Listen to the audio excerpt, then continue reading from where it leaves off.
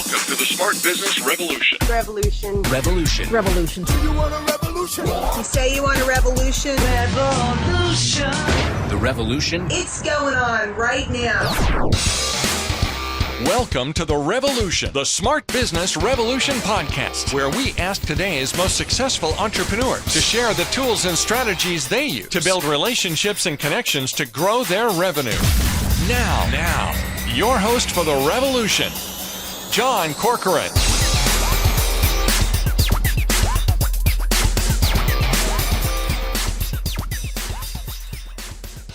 All right, welcome everyone. John Corcoran here, the host of this show. You know, if you are new to this show, go check out our archives because we get some great interviews in the archives of smart CEOs, founders, and entrepreneurs of companies, of organizations ranging from Netflix to Kinko's, YPO, EO, Activision Blizzard, many more. I'm also the co-founder of Rise25, where we help connect B2B business owners to their ideal prospects. And my guest here today is Rich Mulholland. He has spoken in dozens and dozens of countries on 6 different continents.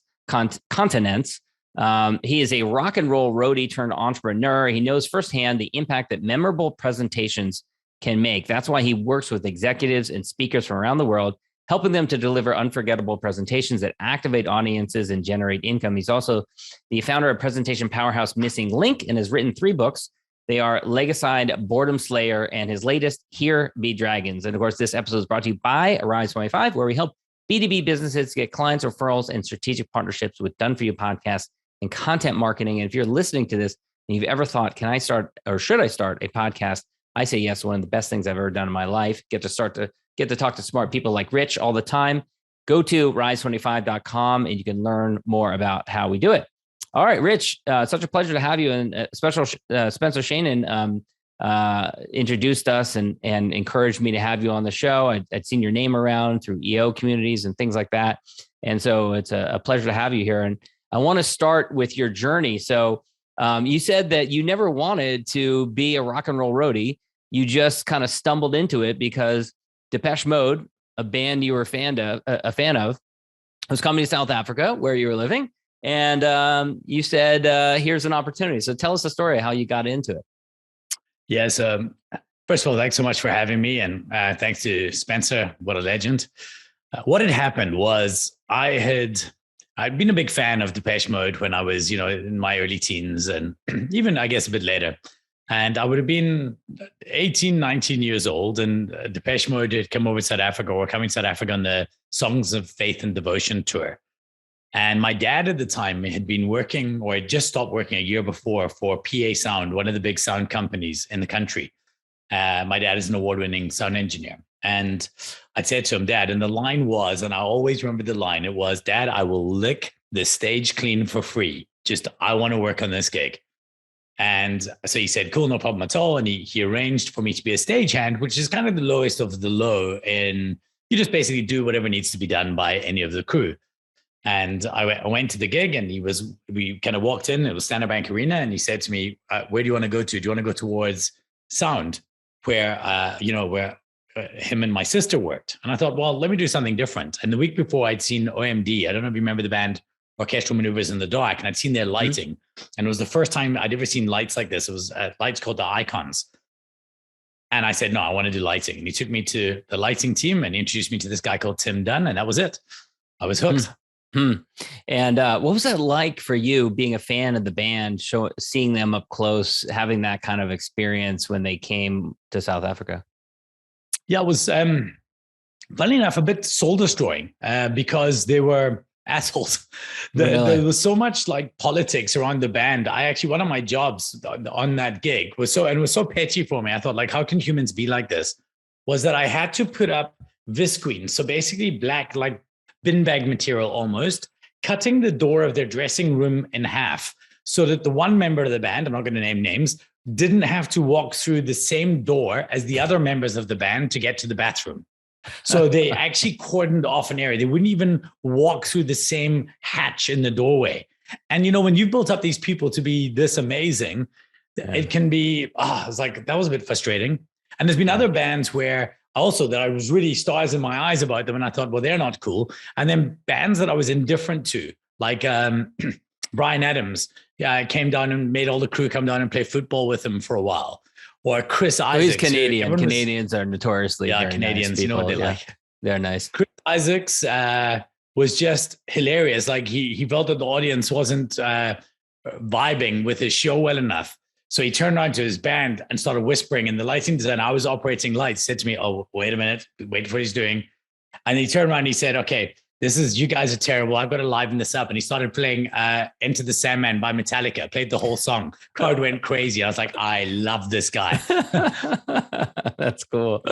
It's funny. I mean, my experience was politics. I worked in politics early in my career, and I had a similar experience with political leaders who you see them on the news and things like that. And some of them, you see them up front, up close, and they don't have any personality, charisma, or anything like that. And then there are others.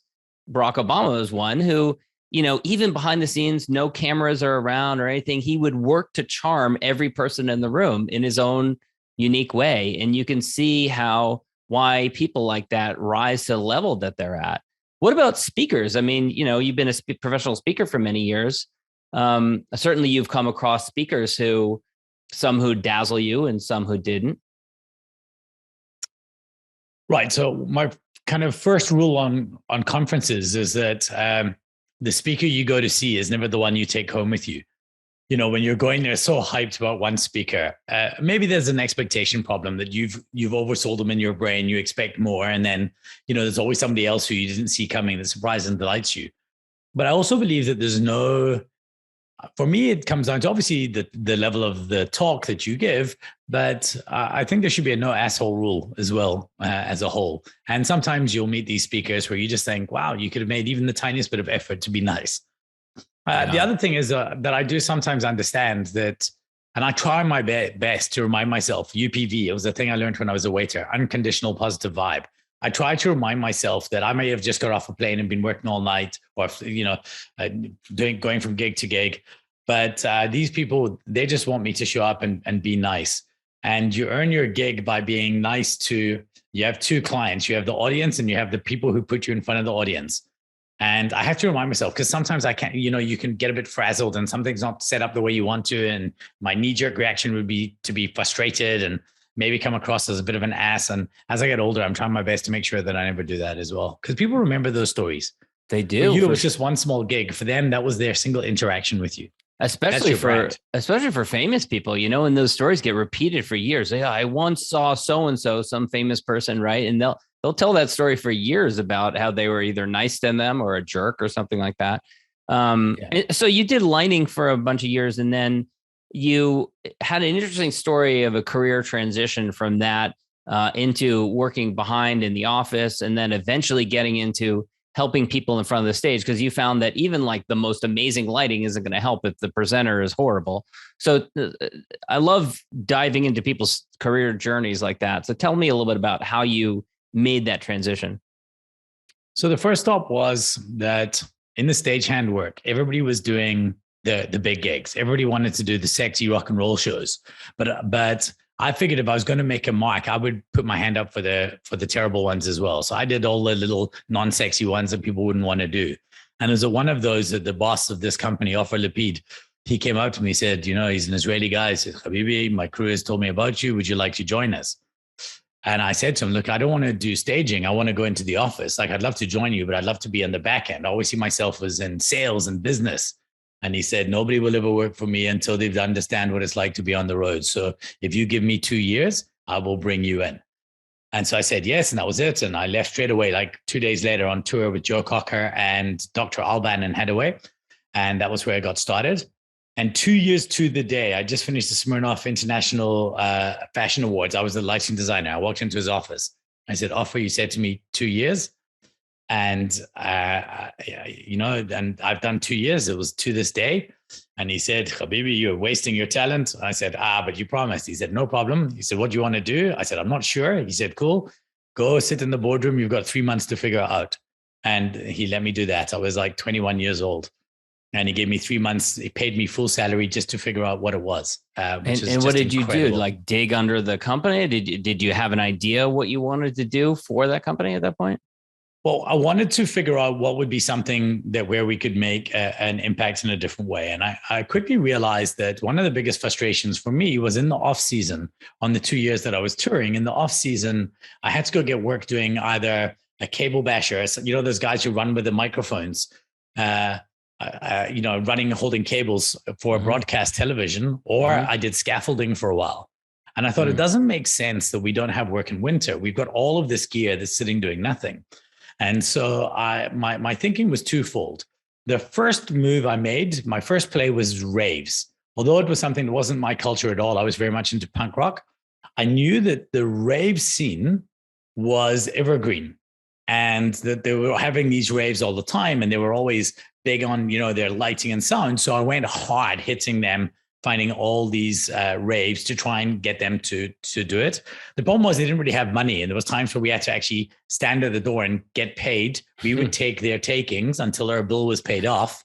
And so that was a bit terrible. Yeah. And then the other thing I realized was evergreen, just because one day when we were doing this one big rave, it was in a conference center. And I realized next to it was this other big conference getting set up. And I thought, wow, that's like 3 times bigger than our gig. Yeah. And then I thought, okay, well, I went to my boss. I said, I want to start a little conference division. We called it PSL Conference Services. And I went and I sold the idea that we could make CEOs feel like rock stars. Now, that's an interesting transition into sales. You mentioned before we started recording that you said you thought you always would be interested in sales. How did you pick up selling skills? Was it just something that kind of came naturally to you, or from doing lighting design to sales can be a big leap? Well, it actually was from sales first, right? So lighting design was the interruption, sales was the constant. When I'm very privileged to have non-wealthy parents, that loved me and put up with me. But I sometimes feel that we can rob our kids of the struggle when we have some wealth. And so I wanted things like I wanted bicycles. I went to a new school and the kids had better bikes than me, and I wanted a BMX like they had. So I'd sent away for there was a service in South Africa called the National Sales Association, and you can sell little personalized stationery. So I'd knock on your door and I'd sell you calling cards and business cards and letters with your name on them, and they were really nice. And I did really well off that. And I realized, hey, I have a thing for that. And I didn't mind. I was knocking door to door. I was 13. Everyone thought I was like cute because I was also way too short for my age. So everyone, oh, cute. Go get the checkbook, And I kind of it was everything I did from then was sales. I had a perfume business at school selling fake branded perfume to my teachers. And I had like a little side hustle going where I'd get my friends to go and say, oh man, you smell so nice. And I thought I was so like, I'm sure they knew what was going on. Yeah, they probably figured it out, right? Yeah. And then after school, I was a waiter. And that was like my favorite, if like, probably it's one of my favorite jobs. If it could pay better, and I could do it. I loved being a waiter. It was like being on the whole time. I loved the control. I loved remembering people's tables, everything they ordered. And so I love that selling aspect of it because that's all it was. And I realized then a thing, like people nowadays talk about cross-selling. For me, it was always cross-servicing. If you recommend more things to people in South Africa, we would get a 10% tip. I know you guys are like 20%, but we're a 10% tip in South Africa and we get commission. So the only way for me to increase my tip is to increase the amount of product they ordered. So I would keep on, oh, you got to try this Irish coffee with an extra shot of, I try to make everything expensive. And the more I did, the higher percentage tip I got. And I realized very quickly that people perceive good sales as service. And that was like mind blowing for 18-year-old me. I was like, whoa, wait a minute. People don't feel like they're being sold. They feel like you're offering a service. And this is, by the way, something that I carried on into my business today, like lessons from 18-year-old me. Sometimes people talk about, would you write a letter to 18-year-old you? Sometimes I want 18-year-old me to write a letter to 47-year-old me because I've forgotten stuff that he knew. Yeah, totally. I waited tables in high school, later high school, college, and I think everyone should do it. It is such an important lesson in customer service. I liked elements of it. I didn't love all of it the way that you described it, though, because one of the things I hated about it was that when everyone else was relaxing and having a good time on a Friday or Saturday night, you're hustling and working, and vice versa. That was one of the things that kind of was really hard about it for me. So my entire community then was my waitering friends. Like I actually decided at the end of school, I remember I was driving away. We call it a matric holiday. I'm not sure what you'd call it. Maybe like a spring break type thing. But yeah, at the end of school, matric holiday, I was driving away and I remembered waving. I hitchhiked a lift home from Plettenberg Bay and I was waving to the group of girls I went on holiday with. And I was like, that's it. That's that chapter of my life done. I don't want to see any of those people again. And so I wanted to reinvent myself in the next tier. So my entire circle of friends who were my waitering friends, we would work all night, and in our Spur shirts, these big red and white striped shirts, we would go to our local nightclub, and we would always take little leftover brownies and things for the door staff, the bouncers, and the lady behind the desk. And that would just get us in the door. We were always treated like VIPs. And that was my entire social circle. So it was working until late, going out, arriving at work with a hangover again the next day and doing it all over again. And I did that for years, which is funny because I stopped drinking at 19. I've not drunk since, but I think I really plowed it on in that 1 year. So I had enough for a lifetime. Yeah. You talk in your speeches about entrepreneurial lessons, and you had an interesting one when you realized the band U2, they owned a lot of their gear, but there was an interesting reason why. Can you share that? Yeah, sure. So one of the things that struck me when I worked for Gearhouse was it was quite interesting because at the time, so we were, when I joined, we were a small little business called Lighting Unlimited, but my boss had huge vision. He was a youngster in Israel. He joined a road crew, lied about his age, first joined the army, then he left, then he joined this road crew, toured to South Africa, saw the potential here, just left the tour he was on and was trying to get people to start a staging company and they wouldn't. And so he started one himself and he built this business up. And then he went and he sold it to Gearhouse, which was one of the world's largest staging companies. And because of the level of tech that he'd amassed, he got lighting, sound, staging, AV, everything. And we became technically in South Africa, the largest staging supplier in the planet at the time. And I'd been researching this and I discovered that actually we were the second largest and the largest was the band U2. And I couldn't understand why that was. And a guy called Thomas had told me, Thomas, the swag guy, explained to me that the reason they did that was because this gave them leverage and allowed the band to negotiate the right to sell merchandising. Because the real way you make your money is you get the swag sales. And because they had the gear, it gave them a lot of bargaining power and they were able to negotiate the merchandising rights and own all the proceeds from the merchandising. I thought that was a and they had crazy so much thought. gear that they ended up renting it out to other bands. Yeah, so they would have all these gear for their tours, which were absolutely massive. And of course, they finish a tour and then they would maybe sell that off to other bands.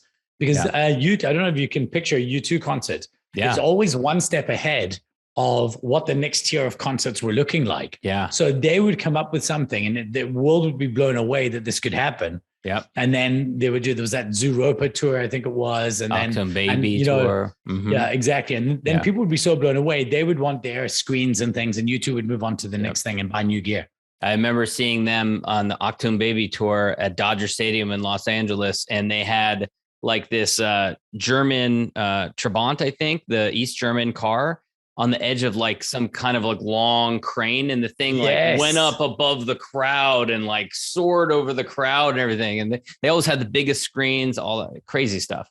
Yeah, they do like even weird things. Now it seems so normal now, but when they came to South Africa, one of the tricks that they did is they took this crazy high-res photograph, panoramic 360-degree photograph, and every single person at the concert could zoom into their face. Wow. And so it was like one of these ones that when you look at it, it's just the center thing of a stadium. You could scroll around. We could just scroll. Wow. And then you would see this person like this. So everybody got their own pic of themselves at the concert. That's amazing. It was like one of those funny ones where like marriages got wrecked. Oh, weren't you at that concert with the boys? No, I was not.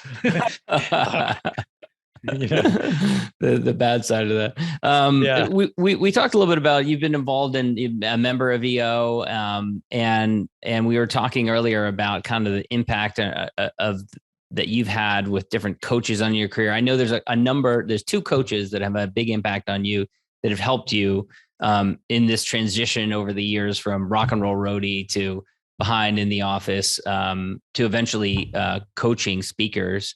Talk about the impact that they've had, the coaches that you worked with.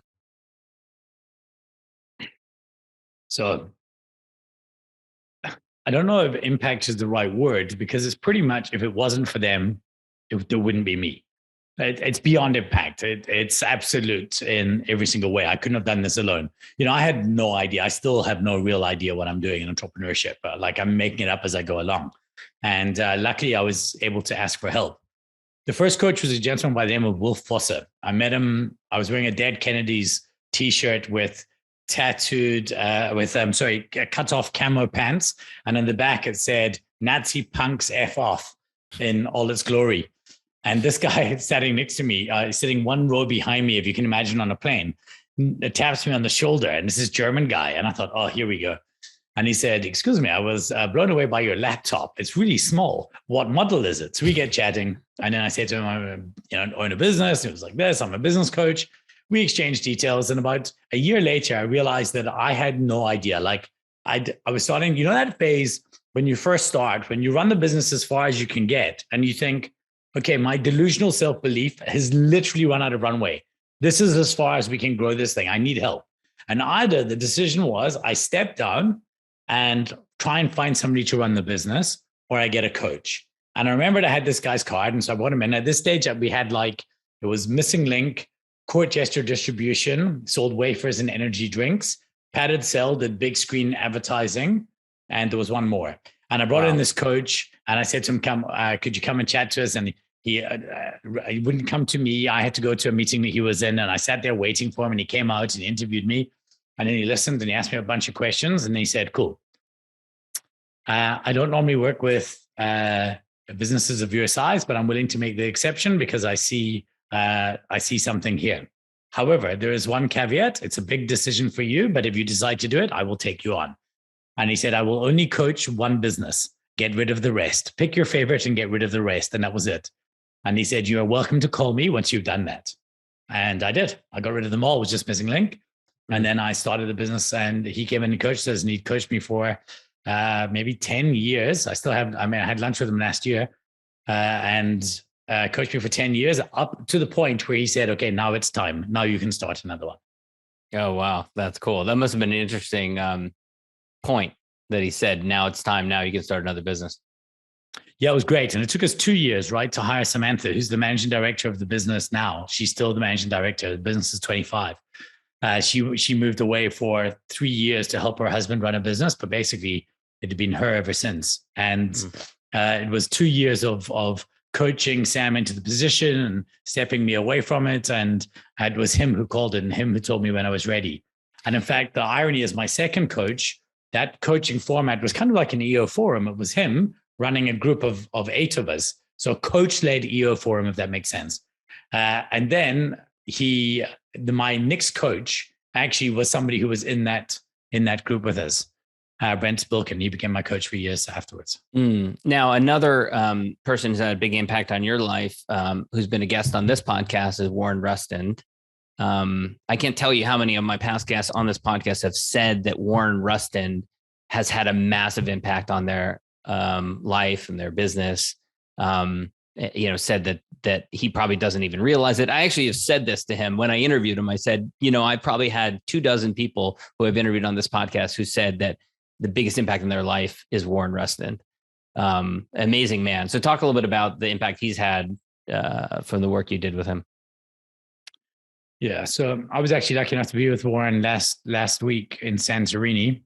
And we get to, one of the privileges of my job is I get to share quite a lot of stages with Warren, which is really nice. But the first time I met him was at an EO Houston event, and I saw him speak, and I was blown away. He handed around a yellowed bunch of pages with his 100 things he committed to doing, because his dad said to him, "Before you leave for college, you got to write me a list of 100 things you want to do with your life." And he, handed those around, and like you could see the list. And I was blown away by that. And then when the GLA came up, the Global Leadership Academy, I knew it was for presidents only. And I was the sitting president at the time. So it was for presidents and above. And I thought, well, I've not actually finished my term as a president. I wonder And so I took a stab, and I was like, okay, let me give this thing a go. And I applied for it. And, this is one of the most applied for things in EO. So I was very lucky when I was chosen. And I went to the GLA. I very nearly didn't go. I canceled the last minute because of a dress code. If we want, we can go into that in a second. But I got there. I got to find out about that. What was the dress code? So I'm a bit of a, I don't know, you can see I'm a pretty casual guy in jeans and t-shirt. And, that's how I've always been my whole career. It's a follow on from my rock and roll background, I guess. I refused to wear long pants until I was 30. So every meeting with every CEO of every bank, I've walked into every bank in South Africa's CEO's office in a pair of shorts, and they were all okay with it. And I think I've got a reason why they were okay with it and why it actually was an advantage. But anyway, when I got this list of a dress code, and it said that you've got to wear smart, like flannel pants every day. So like khakis. And I was like, no, man, this is just not me at all. This is ridiculous. And I went with my wife and my daughter, and we went to the waterfront here, and we went into a store the day before I was supposed to leave. And I was trying on all these khaki pants and things. And they were laughing at me. They were like, oh, this is ridiculous. Like, we've never seen you like this. And I was putting on button-up shirts and hiding my tattoos. And I felt like a kid going for a job interview. And I was getting an anxiety attack. I was like, I hate this. Like, why did they say yes to me if they didn't want me there? So I sent a mail and I forwarded it to them. I said, guys, I'm so sorry. But like, I really thought that you chose me to be, I'm not willing to be a leader. If I can't be a leader on my terms, this is just not who I am. Like, I can't understand why you would want me. I don't understand. I've never yet found a scenario in which people haven't accepted me for who I am, except for this organization that I love. So respectfully, I'm going to bow out now because I'm going to be uncomfortable for 5 days. And I just won't be the best version of myself. I really hope you understand. Thank you so much for your consideration. And the first thought apparently was that somebody just sent a message and said, this one member doesn't want to join because of the dress code. And so they were like, well, to hell with him then, that's it. And then George Gann, this just extraordinary person that knows Warren well and has as much of an influence for me as Warren up there. He said he read it on a plane and he mailed me straight away. He said, Rich, I read your mail. There's a misunderstanding. You can come wearing a bin bag if you want. You just get on that plane and I won't take no for an answer. And I got on the plane and that was it. And I describe my life as two lives I've lived. I was BGLA and AGLA. Before I went to that Global Leadership Academy with Warren Rustand, who primarily chaired it, and George, who chaired it with him. And after that, I went through a transition and I became a different human being with a different set of values and a different set of intentions. And my life has never been the same since. It was probably the biggest single inflection point of a personal change of me, bigger than having children, bigger than getting married. Wow. Was understanding the kind of person that I wanted to be and how I could improve. What I don't know if you can answer this in under an hour, but I'll try anyways. But what happened? Get a little under the surface for me. Explain how would it have such a massive impact on you? Well, there's a few things, right? You see characteristics in other people that you hope that other younger people will one day get to see in you.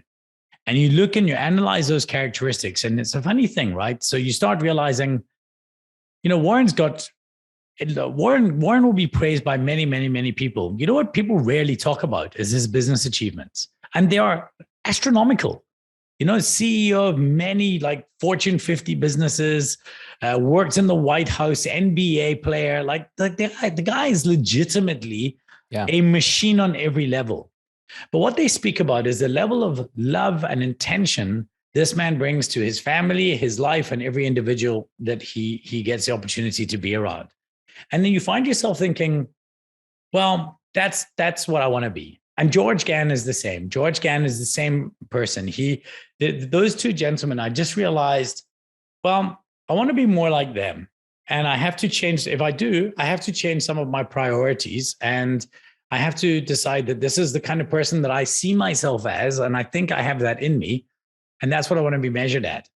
And at the time, I'd been struggling a bit with one of these ideas in EO. You know that line that says comparison is the thief of joy. And one of the challenges of joining EO is all of a sudden you're around all these very wealthy entrepreneurs. So I went from generally being the richest person in my friend circle, like I was pretty well off, not the richest, but I was up there, and to being one of the poorest in the people I knew. And so I thought, like, I've got to be better. And I realized around the same time that in the Olympic Games of being rich, right? If there was an Olympic Games for rich people, I was never going to make the team. And I thought, like, this isn't your sport. Like, that's not your sport. So stop. So why are you playing that game? You already have enough.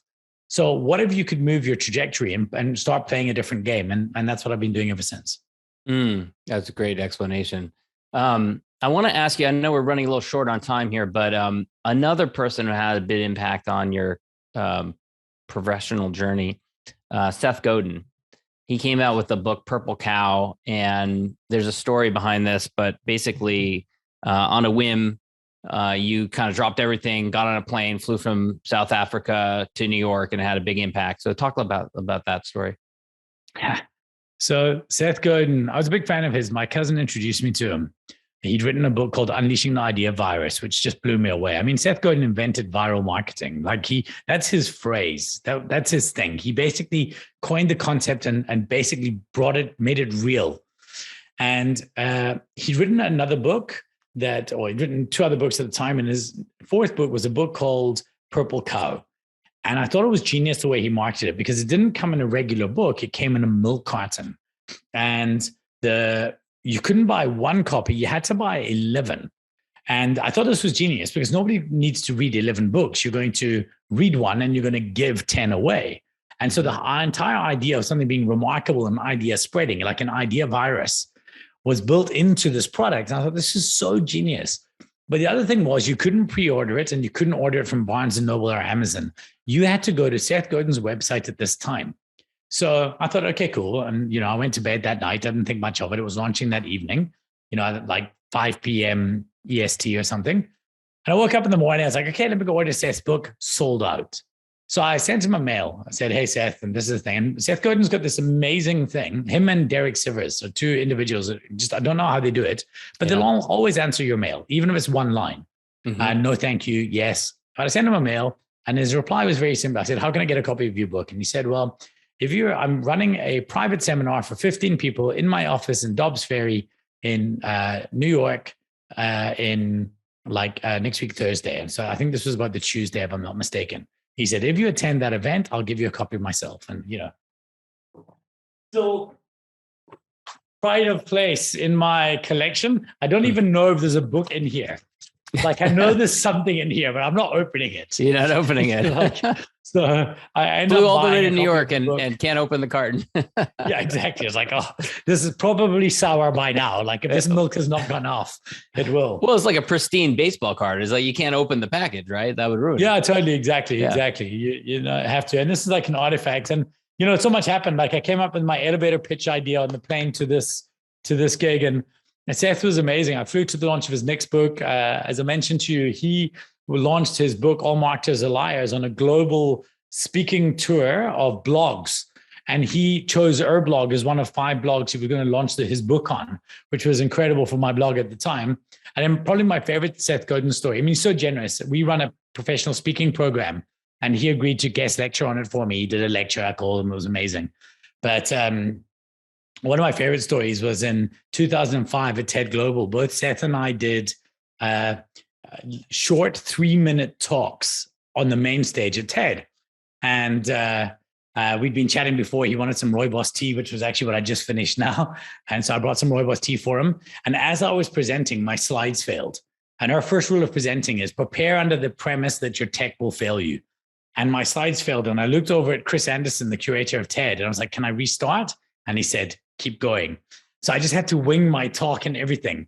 And at the end, audiences always feel sorry for a speaker when tech fails. Like, if they try, like, it brings you down to their level and they want you to win. Most audiences genuinely want you to do well.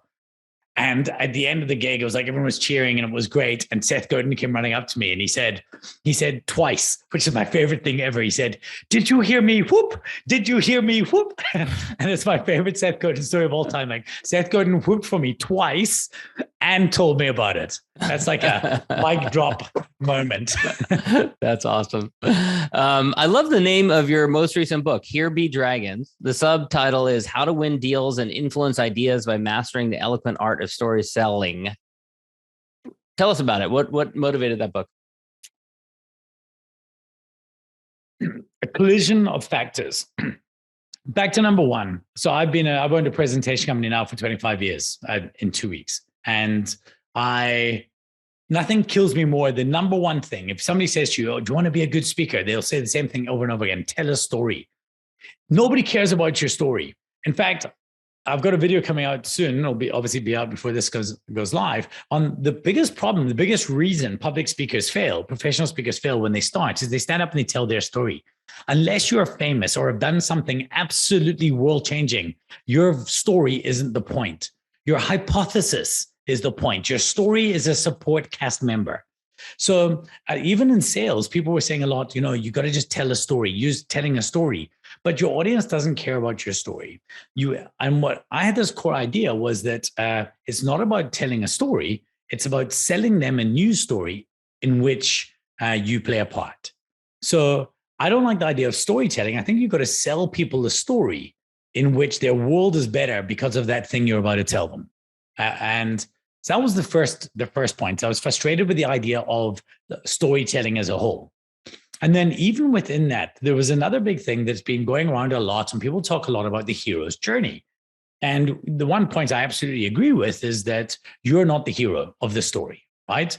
The champion is in the chair, the sage is on the stage, right? You're the sage, they're the champion. You got to make sure that happens.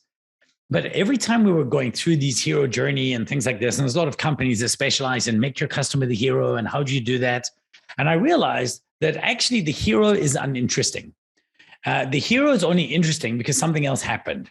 So like Luke Skywalker is only interesting because Darth Vader exists. Harry Potter is only interesting because Voldemort exists. And I realized that they were always talking to them as they would always call them villains or baddies. And I realized that actually it's not just villains. It's not villains. We need a better term for this because yes, there is something there, but they aren't always bad. And I like the term dragons, and I'll tell you why. So first of all, the name of the book, Here Be Dragons. Do you know what that phrase means? Yeah, it sounds familiar, but I can't place where it's from. So it actually comes from, if you imagine those old maps, remember those maps of olden day explorers, and then they would have sea serpents and dragons. Say, on the bottom, don't go here, yes, here be dragons. Don't go here be dragons. At the bottom would say Hic sunt draconis. And of course, it was a bit of a cautionary aside because what they were saying is everybody believes in dragons, but nobody's found them yet. Therefore, the dragons must exist in the lands we haven't discovered. So the areas on the map with the dragons, those were the areas that we haven't discovered yet. So you can face great peril and great threat, but if you can find those lands and, face those dragons, then you can be, Christopher Columbus or, kind of think like this. And so that was the appeal. And so I like this idea of dragons. And I see in my mind that in a story arc, there are 3 dragons that make everything interesting. There's a dragon of discovery, this going into the unknown and beating that unknown in order to create something new. There is the dragon of catastrophe. That is the dragon, oh my goodness, you all got to learn how to use Zoom quickly because there's a pandemic happening and we've got to work from home. Impending doom. The reason we have insurance is because, we know we will die. So that's a dragon of catastrophe. And then there's a dragon of opportunity. And that is often the obstacle. That's the sleeping dragon in front of the cave full of gold. That if we can figure out how to get past it, how to pass that thing, we will be able to get what we need. And what I realized was that the dragon was the star of the show. If you can convince people that there is a dragon, then they need your weapon. It doesn't matter. You can tell people they're heroic all they like, but if they're not, scared or called to action, called to adventure, they're not going to get up and go anywhere. So I think we spent too much time talking about the hero and not nearly enough time talking about the dragon and how can we render that for people. And as I was researching it, writing talks, I wrote a small little ebook. I realized I had more and more and more content. And I ended up writing this book. And it's definitely getting the best feedback of my 3 books. And it's highly practical. And it's actually led to our flagship product. So we do this for businesses. This is one of our core products. Very cool. Rich, I want to wrap things up with the question I was asked. So I'm a big fan of gratitude, a big fan of expressing gratitude, especially to those who have been on the journey with you. So if you look around at your peers and contemporaries, however you want to define that, could be other speakers, could be other EO members, it could be coaches, it could be forum mates. Who do you respect? Who do you admire? Who would you want to call out publicly and just thank them for being there for you?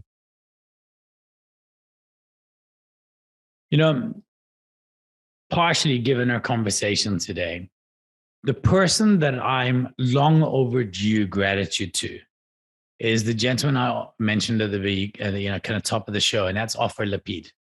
When I was relaying that story, telling you that, I just said to him, "You've given me 2 years," and he said, "Go take 3 months and figure out what you want to do." Like, that's an incredible amount of trust to put into a 20-year-old, 21-year-old that has no experience, and then to put you in a conference room and let you figure stuff out for a little while. That was amazing. Totally. And every time I went to him for anything, like when I saw a posting saying management meeting, and I walked into that management meeting and people were saying like, "Hey, Mulholland, why are you here?"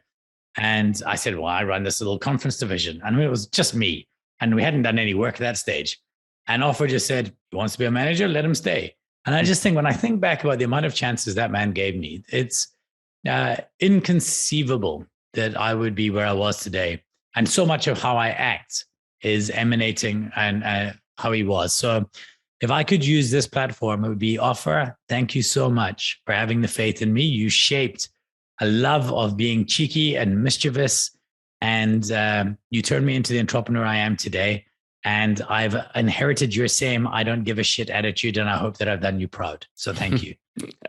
Here Be Dragons, how to win deals and influence ideas by mastering the eloquent art of story selling. And The Missing Link is the name of the company, or Missing Link. No, The Missing Link is the name of the company. Anywhere else people should go to learn about you, Rich, or connect with you, or learn about your various different endeavors? Yeah, if you go to getrich.af, that will find links to everything. I do a YouTube video every week. And I'm probably most active on LinkedIn of all of the socials. So I would love to see you over on LinkedIn, and definitely let me know that it was John and I's conversation that struck up the relationship. And I owe him a cup of coffee when I see him. Great. All right. Thanks so much. A cup of coffee when I see you. Perfect. I'll take it. Thank you, sir. Thank you for listening to the Smart Business Revolution podcast with John Corcoran. Find out more at smartbusinessrevolution.com. And while you're there, sign up for our email list and join the revolution. Revolution. And be listening for the next episode of the Smart Business Revolution podcast.